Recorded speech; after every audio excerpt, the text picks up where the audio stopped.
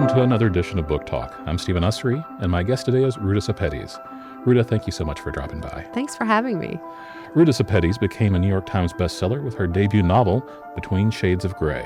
It won several awards and appeared on just about every Best of the Year list in 2011. It dealt with a Lithuanian family who were going through the Stalinist purges in the midst of World War II. And Philomel Penguin has just published her second book, and it's entitled Out of the Easy. Now, Ruta, the narrator of Out of the Easy is Josie Moraine, and she is very frank from the very beginning. In fact, the opening line of the book is, "My mother is a prostitute." Indeed it is. I'm an impatient reader, so I've become an impatient writer. I like to try to grab people from the very first line. And the first line of my first book was, "They took me in my nightgown," and only rivaled now by "My mother's a prostitute." And I open books and often judge if I'd like to continue by reading the first couple of sentences. I don't know if do you do that as well? No, I just take whatever's assigned to me. Take whatever is there. Well, I do. I'll open it in if the first couple lines grab me. So I tend to write something that'll hook them. And then hopefully once I have them, I won't let them go. Do you have any all-time favorite opening lines from books?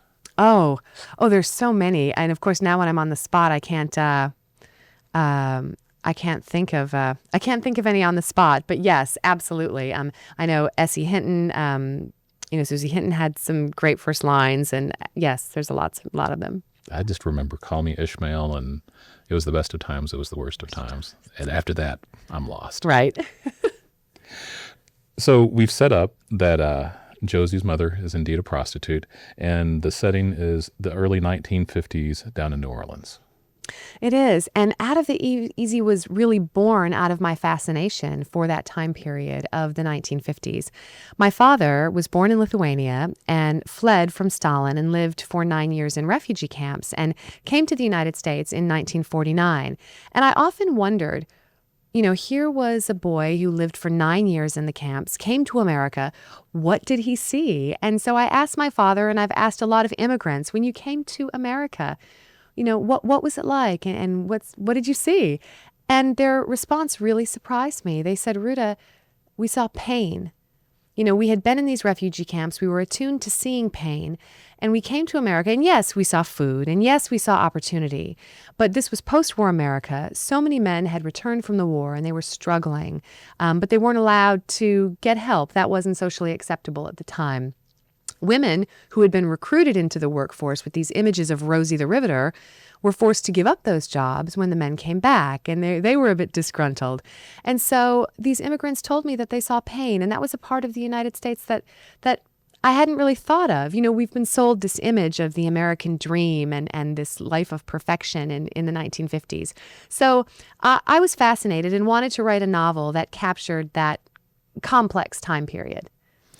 And with your first book being set in Lithuania and then Siberia, it's a very alien culture to America, but New Orleans is almost an alien culture to America as well. Exactly. New Orleans is unlike any city in America. Its cultural diversity is woven into the architecture, the food, the music, even the local superstitions. And let's face it, there's a lot of superstitions. So for a writer, there's so much low-hanging fruit, if you will. There's a story around every corner. So how did you decide to make it in 1950? Well, I was very interested in post-war America, and then I was given a gift of a pair of opera glasses, and they were engraved and dated from someone named Willie, and I'm so crazy about history, so I got in touch with the New Orleans Library and asked them to help me research these opera glasses, and long story short, they came back to me and said, "Well, Ruta, Willie isn't a man. Willie was a woman, and we think that she may have been a madam in the French Quarter in the 40s and 50s. Well, there was no maybe. For me, the author, she was a madam, in the 1940s and 50s. And that's where this spark of this madam began. And I remembered something that an immigrant had said to me about this time period of the 50s, that it was a difficult time unless you were born into the right family. Then things could be a little easier. Well, I thought, what if you're born into the wrong family? And that's how this idea of Josie Moraine, the 17-year-old daughter of a brothel prostitute in the French Quarter of New Orleans in 1950, sort of came to life. So your publisher, Philomel, is a publisher for younger readers. How do they feel when you turn in a manuscript that features a house of ill repute in like half the scenes? Exactly. And imagine I had been writing this dark World War II novel, and then they said, well, do you have anything else? I do. And they said, well, what is it? It's a bordello story. And I probably shouldn't have prefaced it that way. And they were definitely hesitant. But then when I gave them the manuscript, they quickly realized that the brothel was symbolic for being born into the wrong family. That could have been an abusive parent. It could have been a situation of addiction, things that maybe even teens today are dealing with. So it wasn't necessarily lewd content. It was just a touchy sort of interesting setting. But it also allows you to humanize people that aren't often presented as human beings in our literature and culture. It did. And to your point, I found a book called The Last Madam, A Life in the New Orleans Underworld, and it was written by Christine Wiltz, who's a New Orleans native. And it chronicled the life of French Quarter Madam Norma Wallace. And Norma was this eccentric character in the French Quarter during the time period, and I fell in love with this book, and it brought New Orleans to life for me. The gangsters, the characters. And so I based the character of Willie Woodley, the brothel madam, on Norma Wallace, who was, a real madam in New Orleans. And it seems that I wouldn't think they would have that much trouble with the police as they did down in New Orleans. I found that the issue with the police was cyclical. Certain years, depending, who the chief of police was during that time period, things could be a little easier. In the early 40s, things were a little bit easier. In the late 40s, there were some tourists who met an untimely fate, if you will, in the French Quarter. And some of the society crowd really started complaining, saying, wait a minute, people are coming down to New Orleans, going to the French Quarter, and not coming out alive. And, this is really earning New Orleans a bad reputation. And they pressured the police very hard to crack down. And that's when some of the crackdown started happening. And I was interested in that as well. And so that's why I wove that thread into the novel. Now, while our main character, Josie, goes to the brothel every day. She cleans up in the mornings after the night's debauchery. She does not live with her mother, and she emancipated herself essentially at a very young age. She did, and that storyline was inspired by some women I met. When I first moved to Tennessee, I took part in a mentoring program at Tennessee Prison for Women. It was called Better Decisions, and it helped these young women learn decision-making skills. And I met women that had been swept into this dysfunctional current that was their home life, but I met other young women that had been able to separate themselves, and they knew that separating themselves from their family was really their only chance. And it inspired me, and I thought, wow, we really can learn to fly, even if we're born with broken wings. And the idea of that broken yet beautiful bird became Josie Moraine. And Josie is born into this identity. Imagine the French Quarter in 1950 was probably a small community. And so people probably judged her. But she dreams of a life that's so much bigger and better than the one she has. So it sort of made me think that, about the identities we're born into and then the ones we sort of build for ourselves. But she's almost on her own before she's even a teenager. She is. She is on her own. She lives upstairs at the bookshop, where the owner of the bookshop, Charlie Marlowe, has, sort of taken pity on her and let her stay up there in an old room that used to be an office and converted it into a bedroom for her. And that was also a way that this madam, Willie Woodley, knew that Josie would be safe. Willie doesn't want to have anything to do with children. She doesn't want them around. They're a nuisance. But yet she goes out of her way with Charlie to make sure that Josie's safe. Now, she does work at the bookstore as well. And was it a lot of fun researching the books of the time and figuring out what was popular in that era? It was not only fun researching the books of the time, but what I did was I incorporated books that are personal favorites of my writing group and my friends. And so those books are also a way of me communicating through the book, my love for my friends and jokes and some of the authors, even the author that's mentioned, Candace Kincaid, the romance writer. That is sort of an inside joke in our writing group that one of the members is named Candace Kincaid, and she never shows up because she's always drunk and hungover, from an exquisite party the night before. And so I wove it into the book. Is she the E.L. James of her time? Absolutely. Sort of a combination of, let's say, the Lindsay Lohan meets E.L. James of the 1940s and 50s. Now, you mentioned the owner of the shop, Charles Marlowe, and of any person in the book, he seems to have it the roughest at this point in his life. He does. And Charlie in the book, as the book opens, we know something's going on, that he's not completely healthy.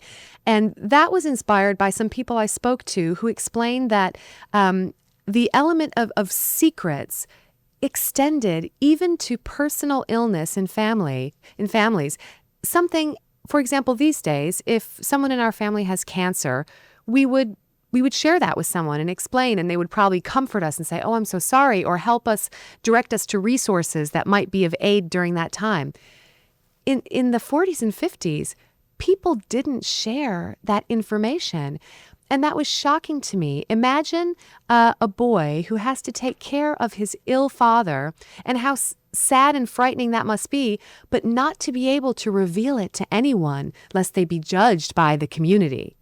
Well, and even with mental illness today, it would be a big stigma I think a lot of people would avoid talking about. Yeah, I think you're right. Yeah. And which brings us to his son, Patrick. And tell us what kind of young man Patrick is. Patrick is an honorable, handsome, intelligent, talented young man. And he, in many ways, is Josie's best friend. She feels so comfortable with him. She thinks they make sense. It makes sense. But Josie often complains that just because she's the daughter of a brothel prostitute, people make assumptions about her. What she doesn't realize is she has made assumptions about her best friend, Patrick. And as the novel unfolds, we learn a little bit more that maybe Patrick isn't exactly what we think in the beginning. For a young woman who's so self-possessed and so intelligent in so many ways, she was pretty dumb about that situation, it seems. Did you think so? Oh, yeah, because I think I'd had a finger on Patrick pretty early on in the story. I'm so happy that you did, but I have to tell you, so many readers, it completely went over their head. Really? Absolutely did not get it. Now, I'm hoping that maybe you got it from the literary references. All of Patrick's, the authors that he admires, even the composers he admires, they all have something in common that is revealing, about Patrick's situation. But many readers, they don't understand that, and they see it as a love triangle. And then in the end, they've written me emails that maybe they're disappointed. Disappointed? Yes. Really? I guess things haven't changed as much as they need to have changed. Exactly. Now, a house of ill repute has more labor than just the working girls there. There's got to be an extensive support staff system, too. And tell us a little bit about Sadie and Cokie. So there is this great, interesting cast of characters, and I say great not because I created them, but because they were built from interviews that I did with people who explained how a brothel would work and what functions and roles different people played. So I tried to create characters that filled the roles that people explained to me. So we have Sadie, who was hired by Willie to be sort of the cook and laundress, and Sadie is mute, and Willie prefers it that way. And then we have Cokie, who is a quadroon man in the French Quarter, and he's a driver for Willie. Does these runs, goes to the airport, picks up tourists that might be coming in town and brings them to the brothel and is sort of runs errands. And Josie has known these people since she was a small girl. And just like I say, we can build our identity. Sometimes the families we build can be just as strong or stronger than those we're born into. And that's what happens with this character of Josie, that she meets Cokie and Sadie. And while many people might say, that's not a family, love makes a family. And for this girl, that is her family in this brothel. And she's definitely not feeling the love from her mother. No, she definitely is not. And many people have asked, do you have a difficult relationship with your mother, Ruta, that you would be able to create such an awful character? And no, my mother is such the opposite of Louise in the book. Louise is a narcissistic, selfish woman. And I had so much fun writing the character of Louise. She's awful. She's so awful. But I think for a young girl, I was trying to imagine myself as Josie. And I don't want to make, these sweeping generalizations, but I imagine that most young women, we need to know that we're loved by our mother. If our mother can't love us, then who can? And so this mother character of Louise brought up those bigger questions for Josie, her ability to love and be loved. Imagine growing up with a mother like Louise, who is so awful to you, and then living on the fringes of this brothel and seeing the relationships between the men who come in and interact with the women. What would that do to a young girl like Josie? What would her view of love be? And would she be able to love? And all this is amplified by the fact that she does not know who her father is.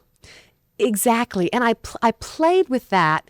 Do I reveal an identity of a father? And in one of the opening scenes, we see Josie quietly open her desk drawer. And in her desk drawer, she has a list of people that she's kept since she was a young girl with possibly dream dads. Men, she lists that because she feels that she knows what half of the equation is. She knows her mother, Louise, and she knows, that she's awful. But she knows there has to be another 50%. And so she dreams and often thinks, who am I and what is that other half?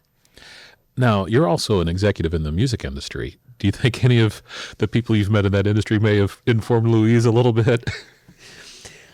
Okay, well, so since you have the dirt on me, yes, for 22 years, I worked in the music industry, and I met characters that if I explain these characters, you would think that I made them up. And working in the industry was so fantastic. And yes, I did meet a lot of people who were so self-absorbed and really just sort of, downright rude. It was shocking to me. But then I also met people who were raised around these entertainment executives, children of entertainment executives, and they were these survivors, Stephen. They managed to not only endure, but then somehow bloom on their own into a completely different shade of human being than their parents were. Do you think that's an inherent morality like Josie has, or is it a reaction against? Oh, that's a great question. I think it's probably a bit of both. It's the nature-nurture question. And so from the women that I interviewed in the mentoring program, they told me that they felt they had been born into these bad families. And they said that they would choose someone that they admired. And it could be a celebrity or someone in their school. And they would actually take note of their behavior and try to emulate that behavior because they admired them so much that they wanted to be like them. So I think maybe in Josie's case, it is a little bit of she sees these women uptown. She sees them walking on the street and she's inspired to adjust her posture just a bit, even though she owns one dress and her gloves are tattered and dirty, but she's inspired by these women. And she meets a girl who has family in Uptown in New Orleans named Charlotte and who changes her desires in life. they say that sometimes the people that don't know us at all actually know us the best. So it's a rainy day, and Josie, who works in the bookstore, is standing behind the counter, and in comes this character of Charlotte Gates, who is attending Smith in Northampton and happens to be in New Orleans with her father, who's giving a lecture at Tulane, and she has an aunt and uncle that live uptown. Charlotte comes in the bookstore, does not know that Josie Moraine is the daughter of a brothel prostitute, appreciates her for her mind and her wit, something that this girl has never been acknowledged for. And it plants a seed of hope inside of her that maybe she can be different. And so Charlotte is a very, important inspiration for Josie. And why Smith College as the desired place? Why Smith? My sister, I'm the youngest of three, and my older sister went to Smith. And being the younger sister, I can't even tell you how I admire my older sister, even down to my handwriting. I loved everything about my sister so much, I tried to copy her handwriting. This is how much I admired her. And she went to Smith for undergrad. But by the time I went to visit her, I had some preconceived notions of what I thought Smith was going to be like. First, I knew I was never getting in. And maybe that's why, I had these preconceptions. But I went out there and I was completely wrong. There was such diversity at Smith, and I expressed my shock to my sister, and she said, "Rūta, what do you think? I am the daughter of a Lithuanian refugee. We don't have a family pedigree or a legacy. And yet I got here. This is the beauty of the American dream." And I was a young girl. I was only in 7th or 8th grade at the time, and it made such an impression on me, seeing these women from all walks of life. And I thought, it's possible. It's really possible. Now, there was someone else that didn't know Josie and looked at her as a person with value, and that was a handsome man from Memphis, Tennessee named Thomas Hearn. Forrest Hearn. Oh, Forrest Hearn. Yes, Forrest Hearn from Memphis, Tennessee. And, when I'm researching a book, I spend probably a year and a half or 2 years researching. And one thing I like to do is read newspapers from the time period that I'm writing about. Newspapers, down to the advertisements where they're, pantyhose for a nickel and the things that were important and that people were shopping for and the way the media was selling it. So I was digging through some of these newspapers, and I noticed an article about a Tennessee tourist, and the headline was something like Vanderbilt football star dies in French Quarter on New Year's Eve. And that caught my eye, and I looked into it. And as I started going through subsequent newspapers, I saw that there was a man from Tennessee who went down to New Orleans on New Year's Eve and didn't come out alive. And I was fascinated by that. And the death initially was ruled a heart attack, and the body was sent back to Tennessee. And then a few months went by, and the wife was just not satisfied and felt something was wrong and exhumed the body. And there was enough chloral hydrate in the man's body to kill 25 horses. Oh, goodness. And then this suddenly became a murder investigation. And I was fascinated by that. And it was actually my agent's suggestion, because for me, it was just the scandalous nature of it that I was emailing my agent saying, "Look at this fabulous article." And my agent said, "Okay, now tie it in." And I thought, wow, that is interesting. And what could this Tennessee tourist who comes into the bookstore and meets our 17-year-old Josie Moraine, they have nothing in common. He's a former football star who now is a wealthy socialite in Memphis, an architect. And what could they have in common? Well, when you really don't know someone and suddenly the topic of a book comes up and you find that you share love and affection for the same book, that can be a really bonding experience. When I worked in the music industry in Los Angeles, I saw women who had claws out, and then all of a sudden Anne of Green Gables was mentioned, and all the walls fell away, and there was instant love. And I thought, this gentleman, this socialite, a world apart from Josie Moraine, comes into the store, and they bond over Dickens' David Copperfield. And it represented to me the emotional orphan, because Dickens wrote the emotional orphan so well because he was one. Again and again and again. Over and over. And so I thought about it. And when I was trying to decide which Dickens work to use, I consulted my sister, again, my hero, who she's also a writer. And she said, please, it's obvious. It has to be David Copperfield. And at the same time, we almost said, whether I shall turn out to be the hero of my own life, or whether that station shall be held by anybody else, these pages must show. And that's the quote at the beginning of David Copperfield. And so that's how I tied in this tourist. He comes in, they bond over books, and he looks at Josie and understands her and says, I used to be a bit of a David Copperfield myself, And immediately, this is the other 50% that she wishes that she had. And she thinks in her heart, this is it. This is the perfect father, and this is my other half. She knows realistically that he's not her father, but this is her coping mechanism, and she becomes attached to the man, and whom he meets a very untimely death. And also another fun thing about the book is that you use holidays as these turning points in people's lives. Thank you for noticing that. I am Lithuanian, and in Lithuanian culture, so much of big momentous occasions revolve around holidays. And I think that's something, rituals that I was raised with around these holidays. And in my first book, I did use birthdays and in this case, in Out of the Easy, Josie Moraine was born on Valentine's Day. And that is actually a thread. There was another notorious madam. There were many in New Orleans, but Josie Arlington. And she died on Valentine's Day. So Louise, when her daughter was born on Valentine's Day, she thought, oh, how wonderful. This will be such an honor. It'll be so, quote, classy for my daughter to be named after Josie Arlington.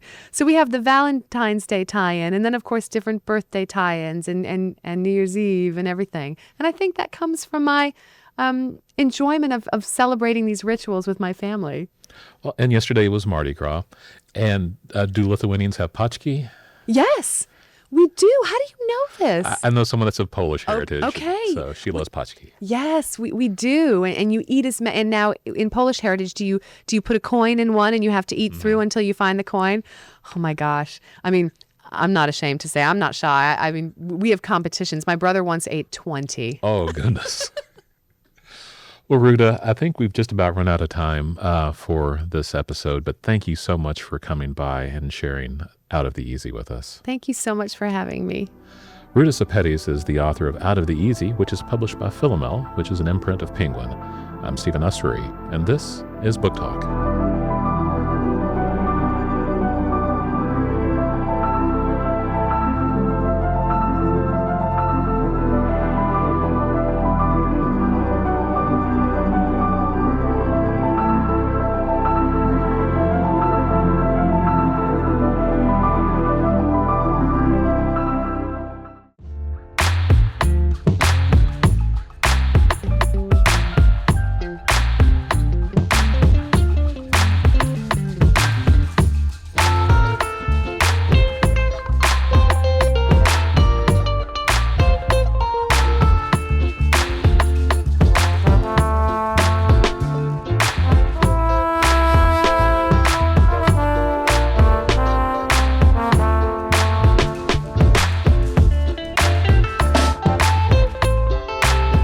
You're watching the Library Channel, a broadcast service of the Memphis Public Libraries and the City of Memphis.